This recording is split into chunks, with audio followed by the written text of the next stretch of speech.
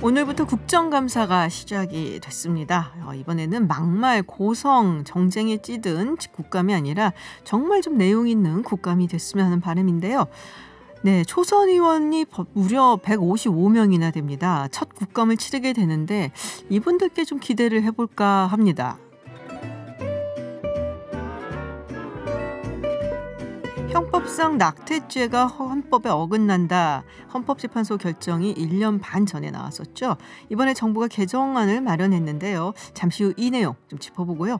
또 정치권에서는 이 빌보드 정상을 차지한 방탄소년단 병역특례 논의가 불붙고 있습니다.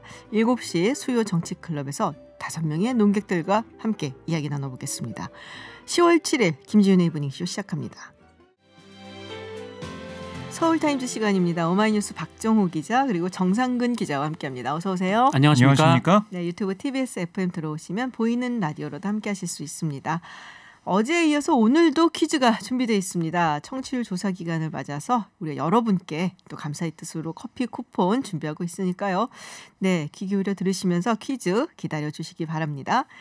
네, 오늘도 뉴스가 굉장히 큰 게 하나 있었어요. 사실 2년 전에 로마에서 잠적을 해서 제3국에 망명한 것이 아니냐. 뭐 한국에 들어왔던 소식은 없었으니까요.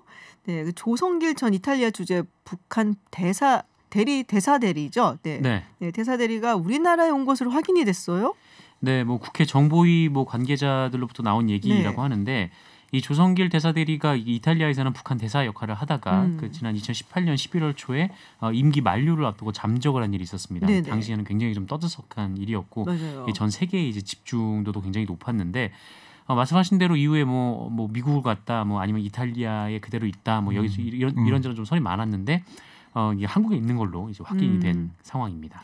집안이 완전 외교관 집안으로 제가 알고 있거든요. 이제 엘리트 중에 엘리트고. 부친도 그렇고 장인어른도 외교관 출신이고요. 그리고 뭐 본인도 이제 평양에 좀 외국어 명문대학교를 졸업을 하고 뭐 이른바 이제 북한의 금수저 이렇게 불릴 수 있는 사람인데 뭐 남한으로 왔습니다. 근데 언제 들어온 거예요? 정확히 그거는 우리가 알 수가 없는 건가요? 예전에 들어왔는데 지금 알려진 건지 아니면은 상당 기간 국내에 체류했다라는 정도만 알려졌고 자세한 입국 시점이라든지 이런 것은 알려지지 않았습니다. 그렇군요. 굉장히 최고위급 망명이라고 할 수가 있겠죠? 네. 그러니까 1997년이죠. 황장엽 전 노동당 국제비서 망명 이후에 22년 만에 북한 최고위급 인사의 한국 망명이고요. 특히 김정은 국무위원장이 집권한 2011년 이후 북한의 대사급 외교관 망명 사례는 처음입니다. 그러니까 일각에서는 북한의 남측의 공무원 총격 피살 사건 이후에 이런 일이 알려져서 남북 관계에도 영향을 주는 게 아니냐 이런 얘기도 있고요. 뭐 그 정도까지 아닐 것이다라는 얘기도 있는데 뭐 이미 알고 있지 않았을까요? 그럴 수도 있고요. 그러니까 이 김 위원장의 이복형이죠. 김정남이 독살이 됐잖아요. 그 이후에 김정남 아들 김한소를 뭐 제3국으로 이동시킨 자유조선이 이 조전 대사들이 잠적 과정에 관여했다 이런 보도가 나온 적이 있어요. 일부 외신이 보도를 했었는데 그래서 이 북한이 조전 대사들이 한국행에 민감하게 반응한 게 아니냐 이런 가능성도 제기가 되고 있습니다. 최고위급이라고 이제 하시니까 태영호 의원은 공사였죠. 그렇죠. 공사였죠. 그래서 이제 대사 데리고 해서 조금 다르긴 한데 어쨌든 외교관이니까 굉장히 오랜 친구 사이다라고 이제 알려져 있거든요. 근데 지금 보니까 부인하고 함께 망명을 했는데 딸을 놓고 왔다는 얘기가 있어요. 딸이 이제 북한에 다시 송환이 됐는데 이 태영 의원이 이 조성길 대사대리하고 한 20년 지기라고 하더라고요. 본인의 얘기는 한 20년 동안 친하게 지내서 뭐 그 한국으로 오라라는 편지를 또 2년 전에 또 공개적으로 자신의 블로그에 쓰기도 했다라는데 어쨌든 이 태영 의원은 뭐 이 조성길 대사대리가 이 북한에서는 변절자나 이제 배신자로 규정될 것이다 이렇게 얘기를 하면서 또 이제 본인의 동의 없이 좀 관련 사실이 언론을 통해서 무분별하게 노출되는 것에 대한 좀 유감이 있다, 좀 이렇게 얘기를 했습니다. 뭐 그러면서 이제 북한의 혈육을 두고 온 외교관들의 이제 소식 공개는 그 혈육의 운명과 관련된 인도적 사안이다라면서 좀 우려하는 그런 얘기를 했습니다. 그렇죠. 이게 이제 태영호 의원 같은 경우는 가족들 다 데리고 온 걸로 제가 기억을 하거든요. 그 뭐 자녀들도 다 데리고 왔는데 이 조성길 대사대리 같은 경우는 딸이 북한으로 가 있어서 좀 걱정이 되겠다 싶은 생각이 드네요. 자, 북한 이야기가 나와서 말인데 지금 일본 요미우리 신문이 보도를 했습니다. 우리 정부가 미국 대선 전에 김여정 부부장이 이제 미국에 방문을 해서 이방카와 만나는 그런 만남을 뭐 도모했다라는 보도를 했는데 예, 요미우리 신문이 한미일 소식통을 인용해서 보도한 내용을 보면 네. 한국은 당초 북미 정상회담 개최를 주선을 했지만 작년 2월 베트남 하노이 회담의 전철을 밟게 되면 김정은 위원장의 권위 추락을 피할 수 없다. 이렇게 판단했다는 걸 소개하면서 대신 권력 기반이 강한 김여정 제1부부장이라면 트럼프 대통령과 폼페이오 국무장관의 회담 상대가 될 수 있다. 이런 판단을 하면서 이 김여정 제1부부장을 대리로 방미하는 방안이 부상했다. 이렇게 설명을 했어요. 그러니까 이렇게 한국 정부가 북미 간의 옥토버 서프라이즈 이걸 노렸지만 트럼프 대통령이 코로나19에 감염되고 폼페이오 국무장관의 방안도 보류되면서 이런 여러 가지 가능성 형세가 어려워졌다. 이렇게 요미우리 신문이 전망을 지금 했습니다. 백악관 가면 안 돼요. 지금 어디서 나올지 몰라요. 거기. 백악관 웨스트윙이 지금 다 초토화가 됐는데 그러니까요. 대변인도 대변인도 걸렸지, 스티브 밀러도 걸렸지, 기자들도 걸리죠. 네. 맞아요. 다 이제 걸리고 있어서요. 좀 위험하고요. 그러니까 이게 이런 걸 좀 보니까 국가정보원이 지난 8월 국회 정보위원회에서 김여정 제1부부장 등에 의한 북한의 위임 통치를 언급한 게 김여정 부부장의 방미를 위한 사전 작업이 아니었겠느냐 이런 분석을 요미우리가 하고 있는데요. 무게감을 실어주기 위해서. 네. 그리고 종전선언 이런 것도 다 이제 포석이 다 깔린 게 아니겠느냐 이런 얘기를 하고 있는데 이 보도에 대해 외교부는 사실이 아니다라고 부인을 했습니다. 그렇군요. 자, 그리고 지난달 중순에 김현종 청와대 국가안보실 2차장이 미국을 방문을 했었는데. 네. 미국 측이 한국 핵잠수함 개발을 위해서 연료를 공급받고 싶다라는 이야기를 했다라는 보도가 있었어요. 네. 동아일보 어제자 보도였는데 이 김현종 2차장이 지난 9월 중순에 미국을 갔거든요. 근데 여기서 미국 측에 이제 우리 측에 이제 핵잠수함 개발 필요성 그리고 계획을 설명을 하고 핵연료 그러니까 전홍축 우라늄을 이 미국으로부터 공급받고 싶다 이런 뜻을 전했다라고 합니다. 그리고 이에 대해 이제 미국 측은 이 자국의 핵 비확산 원칙을 언급하면서 한국 정부의 요청을 수용하지 않을 것으로 전해졌다 이렇게 기사에서 나오기도 했는데 일단 청와대에서는 긍정도 부정도 하지 않았습니다. 그럼 맞는 건가요? 어쨌든 이것은 이제 외교안보 사안에 대해서는 확인해드릴 수 없다라는 입장이었고 그리고 국익에 관한 문제이기 때문에 이 신중한 접근을 당부드린다라고 했는데. 근데 이 핵잠수함 개발 같은 경우는 노무현 정부 때부터 추진을 하던 사업이기는 해요. 네, 그래서 지난 2003년 6월에 이 노무현 당시 대통령이 핵잠수함 건조를 승인을 했고 또 2017년 4월에 이 문재인 대통령도 우리도 이제 핵 추진 잠수함을 가질 때가 됐다. 좀 이런 얘기를 하기도 했었습니다. 이게 유지 관리 이런 부분이 사실은 더 신경이 많이 쓰이는 부분이고 말씀하셨던 것처럼 그 핵연료 같은 경우는 이게 쉽지 않을 거예요. 네, 미국이 좀 어느 정도 좀 용인이 돼야 사용을 할 수가 있는데 기본적으로 딴짓할 거라고 생각을 하기 때문에 미국은 핵 확산을 방지하기 위해서 자기들만 가지고 있다라고 했는데 말 그대로 그냥 자기들만 갖고 있겠다라는 얘기인 거죠. 일본은 그래도 이게 좀 약간 여유가 좀 있거든요. 자기들이 약간 좀 플렉서블하게 작용을 해서 사실은 일본 같은 경우는 핵연료라든지 파이로 프로세싱이라든지 이런 부분에서 조금 용인을 받는 편인데 그게 이제 협약이 좀 달라요 우리랑. 근데 우리 같은 경우는 몰래 하다가 한번 들킨 적도 있고 이래갖고 아마 신뢰를 안 한다라는 입장일 거예요. 그거 가지고선 핵 개발을 할 수도 있다라는 식의 이제 생각을 하고 있어서 이게 쉽지가 않을 거다라는 생각은 드는데 글쎄요, 설득을 하고 있는 것 같은 모양새이긴 합니다. 네. 자, 국정감사 첫날이었습니다. 분위기는 어떻습니까? 분위기는 여기저기서 증인 채택 문제나 아니면은 여러 가지 정책에 대해서 공방이 있었습니다. 그런데 뭔가 센 발언이라고 하죠. 고성이 막 오가고 그런 건 좀 없었던 것 같아요. 저는 국방위도 좀 보고 했었는데 그런 건 좀 없었고 근데 이게 우리가 없었다라고 단언할 수가 없는 게 원래는 취재 기자가 현장에 가서 보고하는데요. 네네. 이번에는 현장에 못 가잖아요. 코로나19 네네. 때문에. 그래서 마이크가 꺼지면 어떤 말을 하는지 잘 안 들립니다. 마이크가 꺼진 상황에서 이게 화면을 잘 안 잡아줘요. 현장에 있어야 막 들으면서 이런 말 했구나. 그러니까 이런 막말이나 이런 걸 할 때는 마이크를 막 내리거든요. 그래서 방송으로 알 수 없는 부분이 있어요. 근데 현장에 못 가서. 근데 공식적으로는 좀 안 보였다라고 말씀드릴 수가 있는데 그중에 또 하나 눈에 띄는 게 뭐였냐면 박성중 국민의힘의 국회 과방위 간사 공공 와이파이 구축 사업을 추진하고 있는 정부 여당을 비판하면서 하는 발언이 좀 입길에 오르고 있는데요. 뭐라고 했냐면 이 공공 와이파이에 혈세를 투여하고 있는데 많은 돈이 들어가고 있는데 이게 낭비다.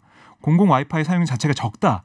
근데 여기에 돈을 막 써가면서 하는 게 말이 되냐 이런 취지의 비판을 하면서 과기부가 혈세를 밑빠진 독에 붓고 있는데 이건 또라이다. 이렇게 말했고요.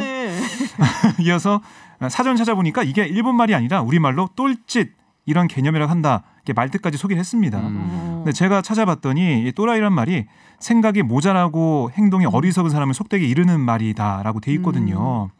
그래서 이 방송에서도 보면 돌 플러스 아이 뭐 이런 식으로 그렇죠. 표현하고 네. 뭐 이런 식으로 하고 있는데 이런 단어를 국정감사상에서 쓴 게 부적절하다 이런 지적이 나오고 있습니다. 국정감사 했으면 우리 방송에도 써도 되는 건가요? 갑자기 궁금해졌어요. 제가 이제 전한 거니까 네. 괜찮지 않을까 싶은데요. 네, 죄송합니다. 아니요. 그래서 당사자가 심의하는 걸로 하죠.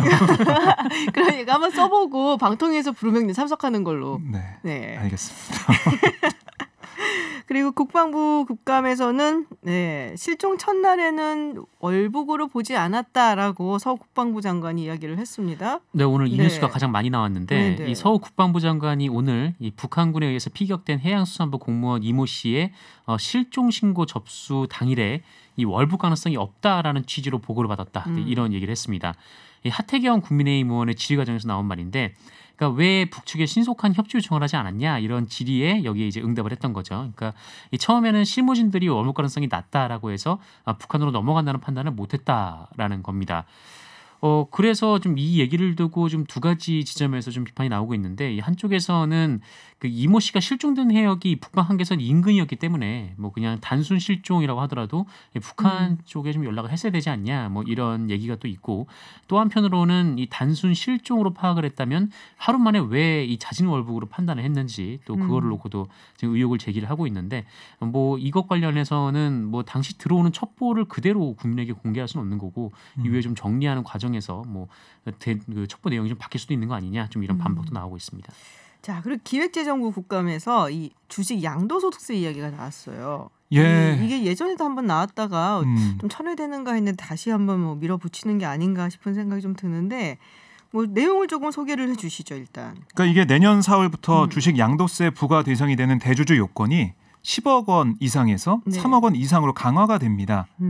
그리고 이게 이제 가족들까지 다 합쳐서 그러니까 예컨대 삼성전자 주식을 2억 원 어치 보유한 투자자 그러니까 부모가 같은 종목 삼성전자를 1억 원치 이상 갖고 있다면 내년 4월부터 과세 대상이 되는 거예요. 직계, 비존속 다 해당이 직계, 존비속, 거죠. 보유분까지 다 합산해 산정하기 때문에 이게 너무하다 이런 얘기가 이른바 이제 동학개미들. 그러니까 주식 투자하는 개인들 사이에서 나오고 있죠. 요새 많이들 투자들을 하시니까. 그렇습니다. 그래서 이게 납득할 수 없다, 불합리하다 이렇게 얘기가 나오고 있는데 이게 비단 야당의 비판만 있던 게 아니고요. 여당 의원들도 비판을 했어요. 이런 비판이 이어지자 홍남기 경제부총리 기재부 장관이 오늘 국감장 답변에서 세대 합산은 인별 기준으로 전환하는 방안을 현재 검토 중이다.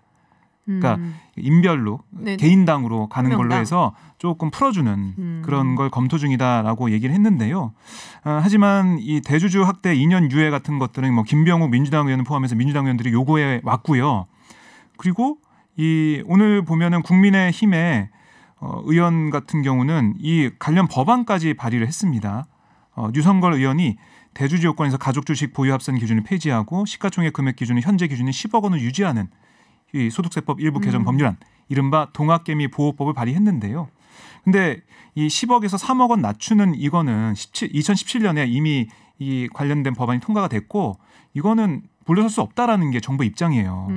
그래서 이 부분은 계속 논란이 될 것 같고 또 뭐 청와대 국민청원을 비롯해서 많은 분들이 비판하고 있어요. 그래서 정부가 어떤 판단할지 모르겠지만 현재로서는 정부 입장은 변화가 되지 않을 걸로 보입니다. 그러니까 요새 굉장히 많이들 하잖아요. 주식 투자를. 특히 요새 들어서 이제 20대, 30대들이 많이 하고 있고 10억에서 3억으로 낮춘다는 게 좀 약간 간극이 굉장히 커 보이는 거죠.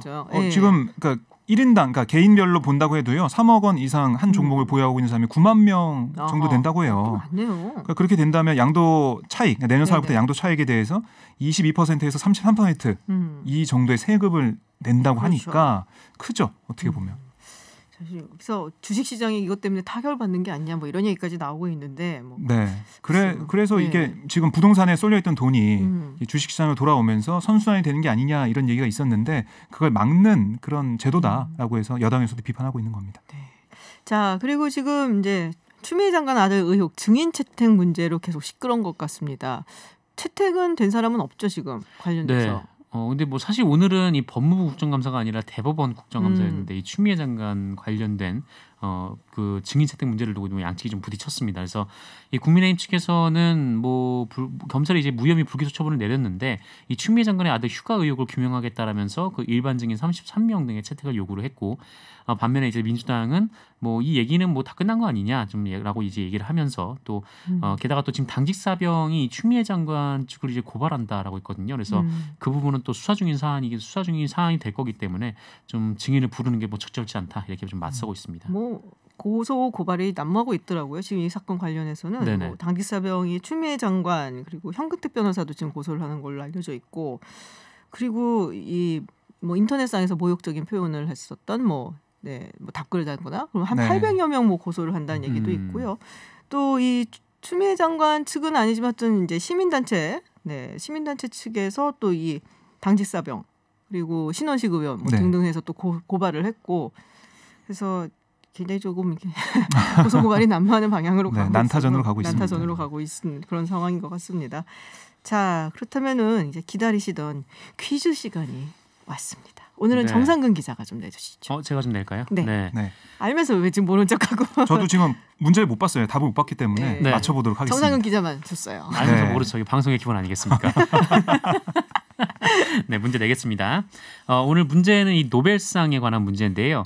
이 노벨상이 이제 화학, 뭐 물리학, 경제학, 문학, 뭐 평화 등등 뭐 여러 분야에서 이제 수상을 하는데 올해 이제 화학상 부분에서 우리나라의 현택한 박사의 수상도 좀 기대가 되는 상황입니다. 문제는 이건데요.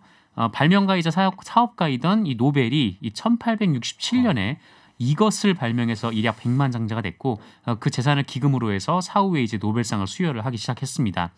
이 그리스어로 힘을 뜻하는 단어에서 유래가 됐다라고 하고요. 노벨이 발명한 이 강력한 폭약의 이름입니다.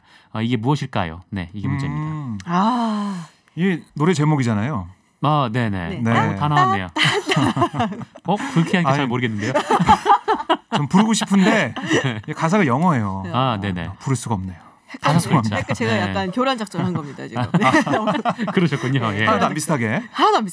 알겠습니다. 네, 정답 보내주시면요 저희가 추첨을 통해서 커피 쿠폰 보내드리겠습니다. 50원의 유료 문자 샵 0951로 보내주시면 됩니다.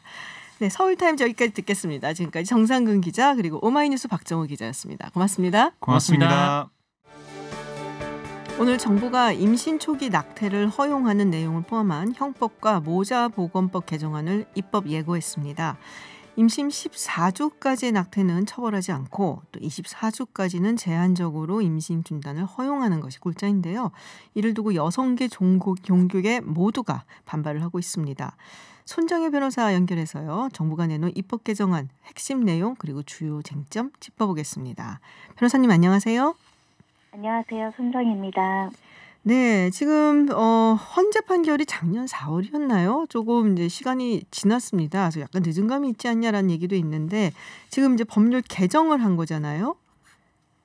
맞습니다. 네, 자 이제 개정을 절차에 착수한 이유, 지금 한 이유는 뭐라고 생각하세요?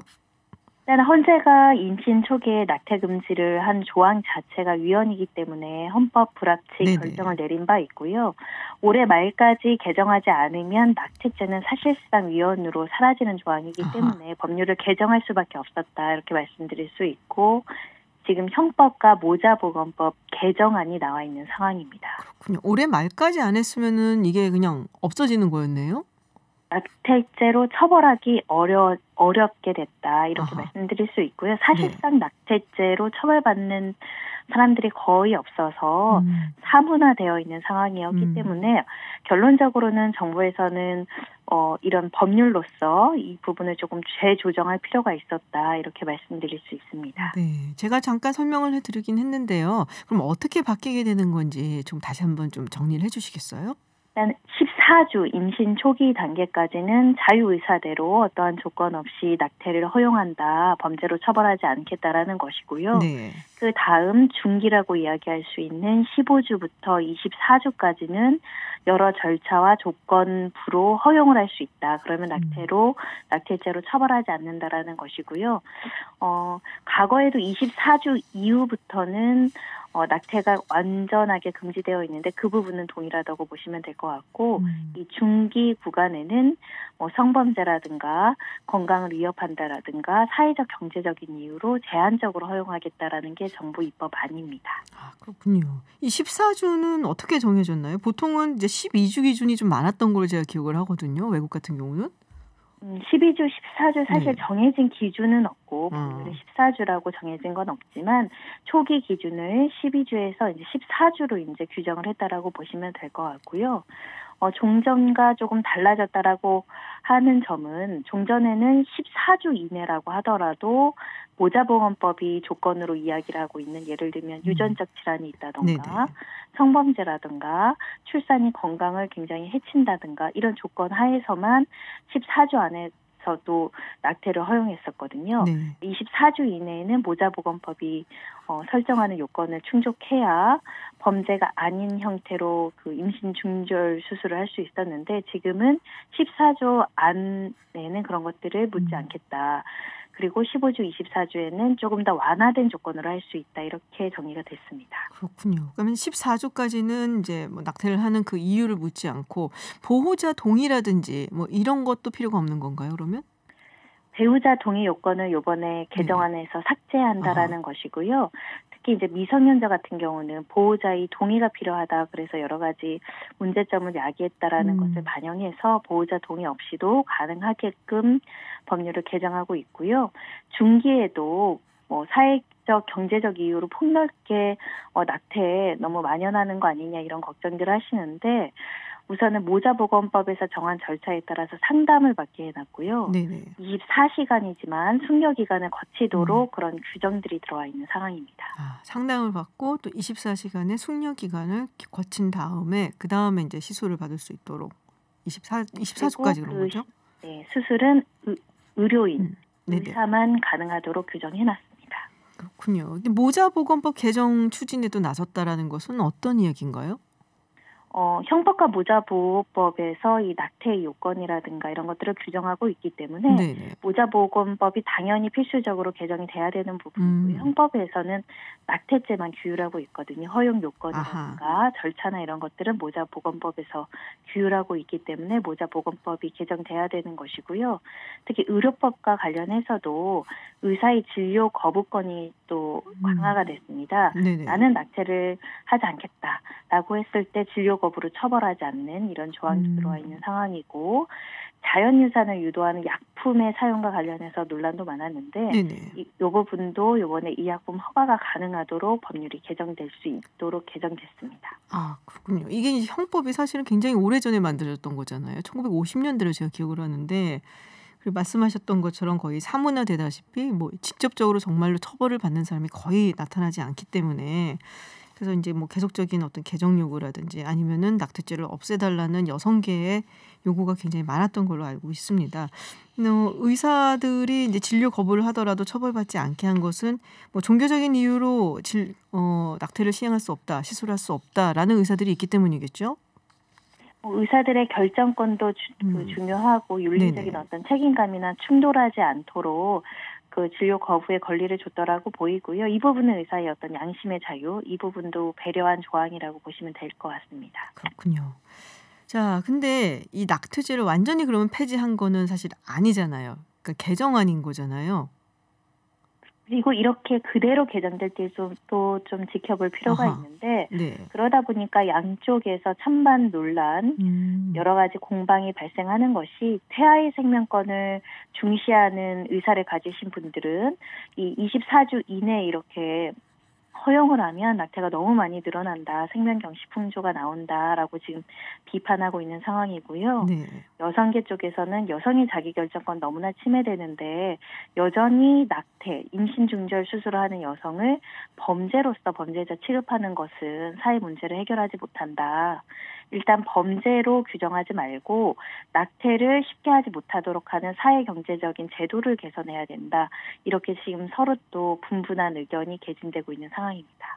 그럼 개정안을 정부가 내놓은 이유는 어디에 있다고 보세요? 일단은 아예 비범죄화하는 개정안도 가능한 상황입니다. 아예 낙태죄를 폐지하는 것이죠. 네네. 그런데도 불구하고 낙태죄를 살려두고 다만 24주까지로 좀 완화시켰던 것은 태아의 생명권, 24주가 되면 태아가 6개월, 7개월 되는데 그 생명권에 대한 보호도 놓치기 어렵다라는 고민을 한 것이 아닐까 생각이 들고요.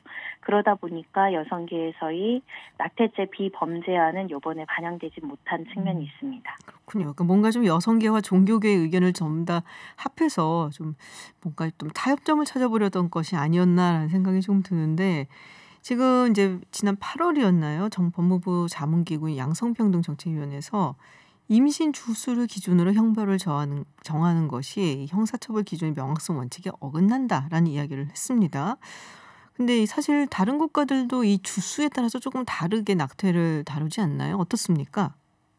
국가마다 조금씩 다르긴 하는데 예를 들면 미국 같은 경우는 주마다 좀 다르지만 지금 우리나라 개정안처럼 12주까지는 허용하고 24주까지는 제한적으로 허용하는 주들이 많고요. 네. 영국 같은 경우도 24주까지만 의사 2명의 의견을 받아서 이 시술을 할 수 있다 이렇게 되어 있고 10주, 12주를 기준으로 허용을 하는 유럽 국가들도 있고요. 대부분은 24주 이내에만 네. 가능하도록 되어 있고 미국 뉴욕주 같은 경우는 24주 이후라고 하더라도 이 태아가 생존 가능성이 현저히 떨어진다고 하면 제한적 상황에서 이 시술을 가능하게끔은 해놨는데 대부분은 초기, 중기까지는 여성의 그 자기결정권을 더 중시한다 이렇게 되는 추세입니다. 그렇군요. 자, 이제 오늘 정부가 예고를 했는데 이 입법 개정안 어떻게 그러면은 어떤 과정을 통해서 통과가 되고 또 법안이 되는 건지요? 올해 말까지는 연내 네. 통과를 목표로 하고 있다라고 설명하고 있고요. 입법 예고 기간이 40일간 주어지기 때문에 네네. 다양한 의견을 수렴하겠다라는 게 당국의 입장이고 법제처 심사와 국무회의를 거쳐서 결론적으로는 국회에서 통과가 돼야 되는데 국회의원들끼리의 또 공방, 또 다양한 사회적 토론 필요해 보입니다. 지금 벌써부터 굉장히 뜨거운 논란이 되고 있습니다. 사실 변호사님도 잘 아시겠지만 이 여성계에서 또 종교계에서 서로가 이제 만족스럽지 않다는 거죠. 양쪽 다 비판의 목소리를 내고 있는데 우리 변호사님은 어떻게 전망하세요? 일단 태아를 살해하는 범위를 넓혔다 이런 종교계의 비판도 있고요. 여성계는 오히려 훨씬 태보한 개정안이다. 이것은 여성에 대한 어떤 권리 침해가 심각하다 이런 주장이 당연히 나올 수밖에 없는 것인데 그 고민들을 포함해서 24주를 일정한 기준을 세웠던 것이 아닐까 생각이 들어서 일단 이렇게 시행해보자라는 정부의 깊은 고민이 담겨 있다. 하지만 또 다양한 의견도 수렴해야 된다라는 생각이 들고요. 낙태죄가 1년 이하의 징역 200만 원 이하의 벌금형에 처해지게 되어 있거든요. 네. 이게 범죄라서 임신 중절 수술을 안 하는 사람은 거의 없지 않을까라는 생각이 들어서 중절 수술을 예방할 수 있는 사회적인 분위기를 형성하고 또 아이를 키울 수 있는 사회적인 분위기를 조성하면 이런 범죄냐 아니냐의 문제를 떠나서 태아의 생명권도 존중하고 생명을 존중하는 문화를 만들 수 있지 않을까 생각이 들어서 범죄로 처벌하기보다는 다른 논의도 또 개진돼야 되는 거 아닌가 그런 아쉬운 마음이 듭니다. 네, 알겠습니다. 네, 오늘 말씀 여기까지 듣겠습니다. 고맙습니다. 감사합니다. 네, 지금까지 손정혜 변호사와 이야기 나눴습니다. 네, 많은 분들이 클릭한 화제의 뉴스 무엇인지 알아보는 클릭 핫 뉴스 시간입니다. 김혜지 아나운서와 함께합니다. 어서 오세요. 안녕하세요. 김혜지입니다. 네, 유튜브 TBS FM 들어오시면 보이는 라디오로도 함께하실 수 있습니다. 자, 코로나 소식이 조금 있습니다. 좀 정리를 좀 해주셔야 될 것 같은데요. 네. 추석 연휴 그냥 넘어가지는 않겠다 싶긴 했는데 확실히 좀 늘어났네요. 네, 조용한 전파가 아무래도 일어나는 것 같습니다. 오늘 신규 확진자가 114명, 국내 발생 신규 확진자는 94명, 해외 유입 사례는 20명이었습니다. 군부대, 의료기관, 가족 등 산발적인 감염이 잇따랐는데 가장 눈에 띄는 사례가 있어요. 전북 정읍의 양재마을입니다. 현재 해당 마을은 전체 이동 제한 조치가 내려진 상황이거든요. 어이구. 추석 연휴 이후에 집단 감염이 발생했고 오늘 밤 사이에 이제 3명이 추가로 확진을 받으면서 양지마을 주민 75명 중에 11명이 감염됐습니다. 75명 중에 11명이 감염이 됐어요? 네. 그럼 이 퍼센티지를 따지면 꽤 되는 건데요? 꽤 되죠. 네. 두 가지 문제가 있었던 것 같아요. 먼저 추석 연휴 전에 마을에서 피로연이 있었던 걸로 확인이 됐습니다. 42명 정도 참석했던 것으로 파악이 되고요. 보건당국이 참석자들을 대상으로 조사 중입니다. 또 하나의 문제는 이 추가 확진된 3명이 무증상 상태였는데 이동을 많이 했더라고요. 교회, 농협, 우체국, 마을회관, 병원 등등등 많은 방문이 있었습니다. 그래서 전북도와 정읍시는 어제부터 마을 주민들 간의 접촉을 금지했고요. 마을 밖으로 이동을 제한하는 행정명령을 내린 겁니다. 마을회관에 임시진료소를 설치하고 주민 전수조사와 함께 방역을 실시하고 있습니다. 네. 근데 인천공항에서 미국인들이 쫓겨났다는 얘기는 뭐예요? 이게 지난 8월 이야기이긴 한데요. 이제 오늘 밝혀졌습니다. 네네. 알려졌죠. 인천공항을 거쳐서 베트남으로 가려던 미국인 47명이 지난 8월에 코로나 음성 확인서 발급을 위해서 한국에 입국을 하려다가 바로 본국 송환 조치된 것으로 확인이 됐습니다. 좀 보니까 베트남에 가려던 이들이 가는 중간에 한국에 들러서 음성 확인서를 받아가려고 했던 것 같아요. 이 음성 확인서를 한국에서 받겠다는 의사를 밝히면서 이제 검역 당국이 다시 본국으로 송환을 한 건데 당시만 해도 외국인들의 치료비를 정부가 전액 부담을 했었죠. 그래서 한국에 가면 공짜로 치료를 받을 수 있다는 말이 돌면서 해외에서 유입되는 외국인 확진자가 크게 증가했던 상황이었습니다. 한국 방역당국의 관대한 조치를 바란 것이지 않았을까라고 추측을 해볼 수밖에 없는 일인데 이럴 수는 없는 일이고요. 세금을 좀 내야지 그것도 그렇죠. 거죠. 예. 다행히 이후에 외국인 치료비를 차등 지원하고 있고 이와 같은 사례는 없었습니다. 그건 너무 잘해줬어요. 네.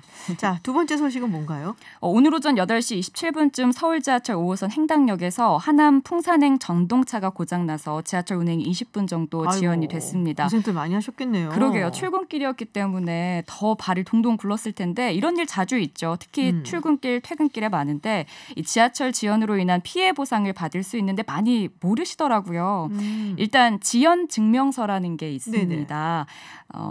지연 운행으로 인해서 직장이나 학교에 지각을 했더라도 이 지연 증명서를 제출하면 지각으로 인정을 받을 수 있는데 사실상 뭐 직장에서 인정받기는 조금 힘들 것 같아요. 이거 내밀면서 저 진짜예요. 뭐 약간 민망하죠 서로. 아무래도 학생들한테 유용한 정보가 아닐까 싶고요. 현장에서 지연 증명서를 받기 어려울 때가 많기 때문에 서울교통공사 홈페이지에 들어가시면 첫 화면에서 간단하게 간편 지연 증명서를 프린트할 수 있습니다. 뿐만 아니라 서울교통공사 구간 내에서 그러니까 1에서 9호선 내에서 운영기관의 귀책으로 지하철에서 1시간 이상 하차를 못했을 때 5,000원을 지급받을 수 있고요. 막차가 지연된 경우 또는 열차가 지연돼서 막차로 환승하지 못한 경우 이럴 때는 택시나 다른 교통수단을 이용해야 되잖아요. 그래서 30분 이상 1시간 미만이면 5,000원, 1시간 이상 지연되면 10,000원을 대체 교통비로 받을 수 있습니다. 아니 이걸 왜 모르고 살았죠? 지금까지? 정말 모르세요. 네. 우리 김혜지 아나운서 아셨어요? 저도 잘 몰랐습니다. 아, 저도 오늘 얘기된 사실이긴 한데요. 알고 있었다 그러면 혼자만 알고 있었냐고 뭐라고 하겠어요. 다행이네요. 아니 근데 그래서 제가 이거를 역사로 연락을 해봤어요. 그 고객센터에서는 아예 잘 모르더라고요. 그래서 역사로 직접 전화를 해봤더니 바로 알려주는 곳이 없었어요. 그만큼 이거를 받는 분들이 없다는 거죠. 그래서 어떻게 물어 알아봤더니 이게 해당 구역 역사로 가셔서 1회권이나 후불카드를 통해서 피해를 증명하시면 대체 교통비를 받을 수 있다고 합니다. 그렇군요. 홈페이지에서도 가능한가요? 아니요. 홈페이지에서는 안 되고 역사로 가셔야 합니다. 역사로 가야 되는 거예요? 아, 알겠습니다. 자, 우리가 이제 곰탕 하면은 사실은 이제 그런 농담 많이 하잖아요. 곰탕이 곰 들었어. 그렇죠. 많이 하죠. 많이 하잖아요. 칼국수에 칼 있니? 막 이러고. 근데 그쵸. 이거를 잘못 표기하는 경우가 있다면서. 그러면 베어숲으로 되는 건가요? 이게 실제로 식당에 가면 이렇게 번역이 되어 있다고 해요. 곰탕을 베어숲. 그리고 육회는 뭘까요? 뭐라고 돼 있을까요? 육회요? 네. 글쎄요. 뭐. 6times. 정말 너무했다. 그리고 중국어로도 잘못 번역해 놓은 것들이 있는데 우리 음식 중에 대패 삼겹살이 있잖아요. 네네네. 대패 같은 경우는 나무를 깎는 연장을 뜻하는 순우리말이거든요. 근데 이거를 크게 패하다라는 뜻의 대패로 표기를 해놓는 거예요. 이런 경우가 많다 보니까 문화체육관광부와 국립국어원이 식당 내 음식명 번역 방법과 예시를 제공하는 네네. 공공용어의 외국어 번역 및 표기 안내서를 발간했다고 오늘 밝혔습니다. 이 안내서 제가 오늘 들어가서 보니까 음식명 외에도 지명과 문화재명, 도로명처럼 외국인 관광객에게 꼭 필요한 말들을 영어, 일본어, 중국어로 번역해서 네네. 표기를 해놨습니다. 이 뭐 한강 같은 경우는 사실 올바른 영문 표기법이 한강 리버인데도 뭐 한강, 한 리버, 한강 리버 뭐 다양하게 표기가 되고 있거든요. 그리고 남산 같은 경우도 남산, 남 마운틴 뭐 다양하게 표기를 하지만 앞으로는 남산 마운틴으로 표기를 해주셨습니다. 남산 마운틴 산이 들어갔는데 그래도 마운틴을 그럼 붙이는 걸로. 이거 어디서 찾아볼 수 있어요? 뭐 포털 사이트에서 공공언어라고만 치셔도 네. 제일 먼저 뜨고요. 공공언어 통합지원 시스템 자료실에서 보실 수가 있습니다. 자영업자분들 한 번씩 보시면 정말 유용할 것 같아요. 네. 자, 마지막 소식 전해주시죠. 마지막 소식은 요즘 전동 공유 킥보드 네네. 정말 많이 이용하시잖아요. 많이 볼 수 있는데 그만큼 관련 민원도 급증을 하고 있습니다. 대부분 아무렇게나 무단 방치된 공유 킥보드가 통행을 방해하고 있다는 민원이었는데요. 네. 정말 가끔 너무 황당할 때가 있죠. 건물 안 엘리베이터 앞에 그냥 주차가 돼 있는 걸 보기도 쓰러져 했어요. 있는 경우도 있었어요. 그렇죠. 네. 길가나 문 앞에 그냥 맞아요. 무작위로 네. 막 쓰러져 있는 경우가 많은데 서울시가 전국 최초로 무단으로 방치된 공유 킥보드를 견인하고 해당 이용자에게 견인 비용을 청구하는 조례 개정을 추진 중이라고 합니다. 내년 1월부터 아마 시행이 될 것으로 예상이 네네. 되는데요. 견인 비용은 오토바이 등과 동일한 4만 원으로 책정한 것으로 알려졌습니다. 이게 전동 킥보드가 도로교통법상 이륜 자동차의 한 종류로 분류되기 때문인 것 같아요. 공유 킥보드 주차를 제한하는 구역은 총 14개입니다. 뭐 횡단보도와 보도, 산책로 진입을 방해할 수 있는 구역이나 지하철역 진출입로 통행 시 이동에 방해가 되는 구역 등이 있고요. 반대로 주차가 권장되는 구역은 보도에 설치된 가로수, 벤치, 가로등, 전봇대, 환풍구 이런 것들 있잖아요. 네네. 그 조물 옆이나 자전거 거치대 주변 아니면 또 서울시 공유자전거 따릉이 있잖아요. 그 대여소 옆에다가 주차하시는 걸 권장합니다. 네. 이걸 하면 어느 정도 문제가 해결되지 않을까 싶습니다. 그렇군요. 여기서 제가 꿀팁 하나 드릴게요. 뭐요? 이 얘기 들으시면서 그래 그거 문제였어. 내가 좋은 아이디어가 있었는데 이거 어디 가서 얘기하지? 하시는 분들 분명 계실 거예요. 이 행안부에서 지금 아이디어 공모를 받고 있거든요. 11월 15일까지인데 1,000만 원의 포상금이 걸려 있습니다. 예. 갑자기 놀랐어요. 오, 너무 컸다 소리가. 좋은 아이디어 있으시면 네. 찾아보세요. 도전 한국 2차 공모전이라고 검색하시면 보실 수 있습니다. 자, 그리고 지금 속보가 들어왔는데요. 안타깝게도 이 노벨 화학상 우리나라의 현택환 교수 불발됐습니다. 뭐 언젠가는 받으실 거라 생각을 합니다. 네, 아쉽지만 불발됐다는 속보 전해드리고요. 자, 퀴즈 정답을 좀 발표를 해주시죠. 네, 오늘 문제가 노벨상 관한 문제였습니다. 아무래도 이제 현택환 석사 교수가 받았으면 참 기분 좋게 전해드렸을 텐데 아쉽긴 하네요. 매년 10월 다양한 분야에서 인류에 기여한 분들에게 수여되는 상이죠. 오늘 정답은 노벨상을 탄생시킨 발명가 노벨에게 막대한 부를 안겨준 발명품. 강력한 폭약의 이름은 무엇일까요? 였는데요. 정답은 다이너마이트였습니다. 뭐 요즘은 이 다이너마이트가 방탄소년단의 그렇죠. 다이너마이트로 많이들 익숙하시죠. 따라 불러봤더니 모르겠다고 그렇게 부르니까 네, 저희가 커피 쿠폰 받으실 분들은 따로 연락을 드리고 또 홈페이지에 올려놓도록 하겠습니다. 네, 클릭한 뉴스 여기까지 듣도록 하겠습니다. 김혜지 아나운서였습니다. 고맙습니다. 고맙습니다. 네, 잠시 후 3부에서는 이 정치권에서도 이 방탄소년단 열기가 뜨겁습니다. 병역 특례 관련해서 야간 개장 수요 정치클럽에서 이야기 나눠보고요. 또 오늘부터 시작된 국정감사 깜짝 스타는 누가 될지 우리 이슈 파이터들 의견도 들어보겠습니다. 저는 잠시 후 7시에 돌아오겠습니다.